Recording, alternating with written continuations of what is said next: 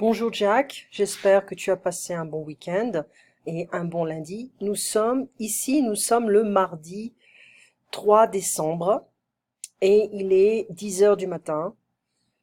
Alors voici le résumé de ce que nous avions fait, lundi dernier. Pour les fêtes, les Français aiment manger de la dinde, mais également du bœuf, des volailles. Donc la volaille, c'est le poulet, le canard, la dinde, ok, des fruits de mer, des poissons, etc. Donc le beefsteak, c'est ce qu'on dit en français aussi, hein. Je pense que je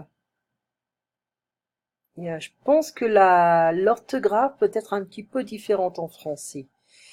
Le sirloin, du chevreuil, manger du sanglier, manger du renne, ça peut arriver. En Australie, on peut manger du bœuf, des volailles, du kangourou, du crocodile. La viande de crocodile est très dure. À la Nouvelle-Orléans, on peut commander de la soupe. Ah, il n'y a pas de S ici. Voilà, il y a de la soupe de tortue, hein. On peut également manger de l'alligator. Il existe d'autres viandes exotiques. Oui, on peut manger de la viande de requin. Donc, je suis faire un régime pendant les fêtes? Non, hein, pas vraiment. On peut également manger des noix, des chocolats décoratifs. Euh, on peut également aller au marché en France. Il existe un marché de Noël un peu partout. Surtout, bon, moi je connais le marché de Noël à Paris, dans le Nord, en Alsace, en Allemagne, en Suisse aussi. Je pense en Autriche, il y en a. Mais ça devient de très très commun, donc les gens achètent des produits artisanaux. Bon, nous sommes allés au marché pour acheter des saucisses, du pain, des fruits, etc. On est plus une culture salée en France. Bon, ça dépend où on est, c'est vrai, mais on n'est pas une culture sucrée. Moi, je sais que en Italie, le matin, il y a beaucoup d'Italiens qui aiment manger des petits gâteaux avec l'expresso. Hum, Donc c'est plus une culture. Enfin, on a le croissant, les petits pains le matin, mais c'est habituellement pour le week-end. Ce n'est pas vraiment quelque chose pour le matin. Dans le nord de la France, il existe des gens qui mangent du pain avec du fromage, des saucissons, hein. Moi, j'avais un prof à la fac qui mangeait du fromage, du poisson, du pain et du café noir le matin. Donc c'était horrible. Il ne se brossait pas, il ne se brossait pas les dents après ça. C'était horrible.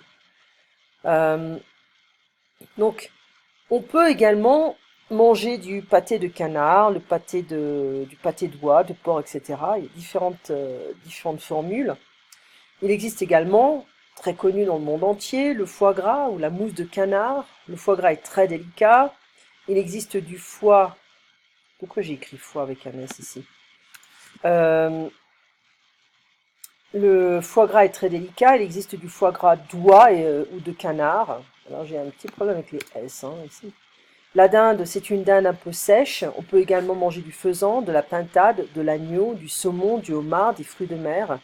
Nous avons eu de la dinde. Comment tu prépares la dinde? On la cuit dans le four.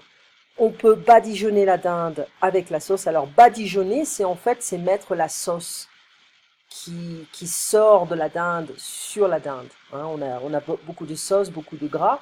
Donc on prend le gras avec une espèce de grande seringue euh, pour, euh, pour la remettre sur le dos, sur la dinde, sur la viande. Concernant le dessert, on mange traditionnellement de la bûche de Noël. Comment mangez-vous à Noël en Australie? C'est l'été en Australie, on mange de la dinde, on fait des barbecues. Voilà. À Noël, il peut neiger en France, mais cela dépend de la région. Je pense que, à mon époque, enfin quand j'étais plus jeune, quand j'étais petite fille, on avait beaucoup de neige dans le nord de la France. Euh, on, on avait 20 centimètres de neige à peu près chaque année, mais ça diminuait chaque année. Chaque année, ça diminuait jusqu'au jour où on n'avait pas du tout de neige. pour Noël.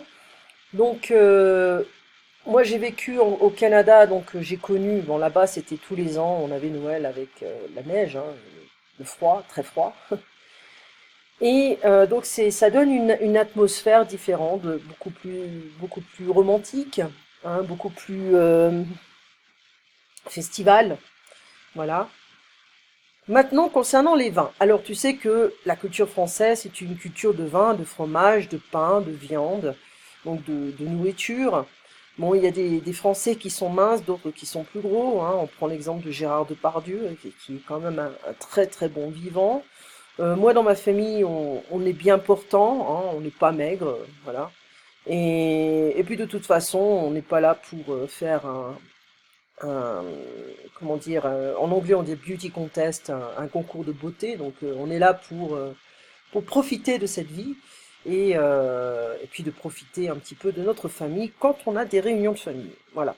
Alors, les vins australiens, hein, nous on a pas mal de vins californiens. Moi j'adore les vins chiliens, qui sont super bons et pas chers. Les vins australiens sont populaires en Australie, bien sûr, les vins australiens, les vins californiens. Donc, les vins californiens deviennent de plus en plus communs, de plus en plus populaires, hein. Ils sont exportés un peu partout, mais ça ne leur, ils sont pas aussi exceptionnels que les vins français ou chiliens. Je ne connais pas les vins californiens. Bon, tu peux faire les routes de vin en Californie, hein, et en France, bien sûr. Donc, un vignoble, c'est un vineyard.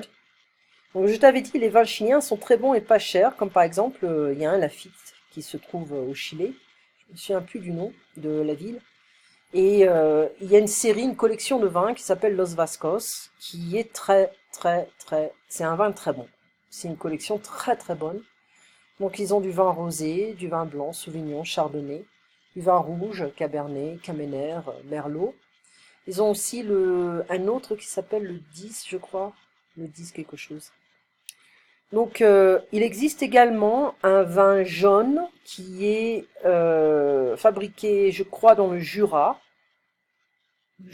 ou alors en Franche-Comté, je me souviens plus, et qui est un vin que l'on peut garder pendant des siècles. C'est le seul vin que l'on peut garder pendant des siècles. Les autres vins, il y a certains vins que l'on peut garder plus longtemps. Le Cabernet, on peut, hein. Le Pinot un peu moins. Donc, il y a des vins qui peuvent se garder plus longtemps. J'avais été j'ai visité un vignoble il y a quelques années, un vignoble chilien, et pas très bon en fait. C'était un vignoble qui est un peu comme ça, pas terrible. Et ce vignoble, enfin les gens qui travaillaient dans ce vignoble me disaient que tous les vins ne peuvent pas être vieillis. Je fais non, c'est pas vrai. Vous ne connaissez pas votre travail. Et donc il existe des vins qui peuvent être vieillis et d'autres qui ne peuvent pas. Ça dépend le grain, ça dépend le raisin, pardon, ça dépend la peau, hein. Pour le vin jaune, en fait, le raisin qui est utilisé, la peau est très très épaisse. Et il y a comment dire, un effet d'oxydation qui va créer une moisissure. Moisissure is like a moldy layer on top. And this gonna protect the wine. And you can ferment this stuff for a long time. And after keep the wine for a long time.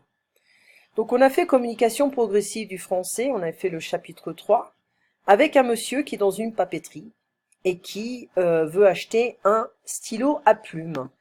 Alors c'était commun, hein, les stylos à plumes, je vais réouvrir le livre parce que je ne l'ai pas ouvert. Et c'est très commun, ben moi quand j'allais à l'école, on utilisait des stylos à plumes, hein, on rechargeait le stylo avec de l'encre, des cartouches d'encre. Et ça nous permettait en fait, on n'avait pas le droit d'utiliser beaucoup de couleurs, par exemple le violet ou les choses comme ça. On avait le droit au bleu, au noir. Le noir, on ne pouvait pas l'effacer, to erase. Le bleu, on pouvait l'effacer. Voilà, donc communication progressive du français. On voit donc un monsieur qui est dans une petite papeterie. Hein, ça devient rare de trouver ça maintenant, et qui veut acheter un stylo plume, et c'est pour offrir, d'accord? Et Alors, on verra des expressions comme vous voulez mettre combien, comme ça fait combien, etc. Donc, on le verra. Alors, une petite seconde. Ça, c'est un livre pour quelqu'un d'autre. Mais ça arrive. Et, et on voit en fait on verra en fait dans cette leçon, c'est que on a différentes manières de poser la question. How much is it? Ok. Les cerises font combien? Ce stylo est à combien, etc. Donc on verra ça. Ça va s'ouvrir. Hein, je sais pas ce qui se passe. Voilà. Et vous voulez mettre combien? Alors ici, c'est un peu une question qui est on évite d'utiliser le verbe dépenser, to spend. It's like how much would you like to put? It's not really clear in English, so it's like how much would you like to spend? So, en français, on veut pas utiliser le verbe dépenser. D'accord? Donc, on est un petit peu timide ici. Quel est votre budget, en fait? Ok? Combien voulez-vous dépenser? Alors, je vais voir si, ah, voilà, finalement. Donc, on avait dit le chapitre 3. Alors, là, tout va bien, là. Voilà, demander le prix, ask for the price. On va zoomer un peu dans une papeterie. Donc la vendeuse, c'est une femme, le client, c'est un homme. Bonjour monsieur, je peux vous renseigner? Oui, je voudrais voir les stylos à plumes, s'il vous plaît. Oui, vous voulez mettre combien? Je ne sais pas, 40, 50 euros, ça dépend. Alors regardez ici. Ah, ce stylo est très joli, il fait combien? Pardon, 75 euros, monsieur. Et vous pouvez me dire le prix de ce stylo noir? Bien sûr, il fait 32 euros. Et ce stylo bleu là, tous ces stylos sont à 47 euros. Alors, je vais prendre le bleu. C'est pour offrir? Oui, s'il vous plaît. Alors, c'est pour offrir, ça veut dire, is it a gift? Oui. Alors, l'utilisation de l'infinitif, généralement, quand on a deux verbes, le deuxième est à l'infinitif. Pas tout le temps. Dans le passé composé, on a deux verbes. Le deuxième n'est pas au passé et n'est pas à l'infinitif. D'accord? Par exemple, j'ai mangé. Manger est un participe passé. C'est pas un infinitif. Donc, je voudrais savoir, je peux vous renseigner. To give some information, can I help you? Vous voulez mettre combien? Vous pouvez me dire. Can you tell me? Je vais prendre. I'll have, I'll take. Vous pouvez répéter. Can you repeat? Et les expressions avec, c'est pour. Par exemple, c'est pour offrir, c'est gift, to offer. C'est pour faire un cadeau, it's a gift. C'est la même chose ici. C'est pour savoir. Pourquoi vous voulez, par exemple, pourquoi vous posez cette question? C'est pour savoir quand ça sera disponible. Hein. Voilà. Le vocabulaire, un stylo à plume, on l'a vu, fountain pen. Des cartouches bleues, noires, et toutes les couleurs maintenant, rouge, violet. Un stylo bille, un bic, on peut également utiliser le nom de la marque. Un porte-mine, c'est une espèce de crayon en bois. Enfin non, c'est un crayon qui... It's like a pencil, but a rechargeable pencil. It's like a mechanical pen or something. Un crayon, pencil, un crayon de couleur, pencil, une gomme, du papier à lettres, des enveloppes, un classeur, un dossier, des chemises. D'accord? Donc un classeur is a bender, un dossier is a folder, des chemises sont des files. The protection of the files. Alors ici, manière de dire, vous pouvez me dire le prix de n'importe quoi, hein, de n'importe quel objet. C'est combien?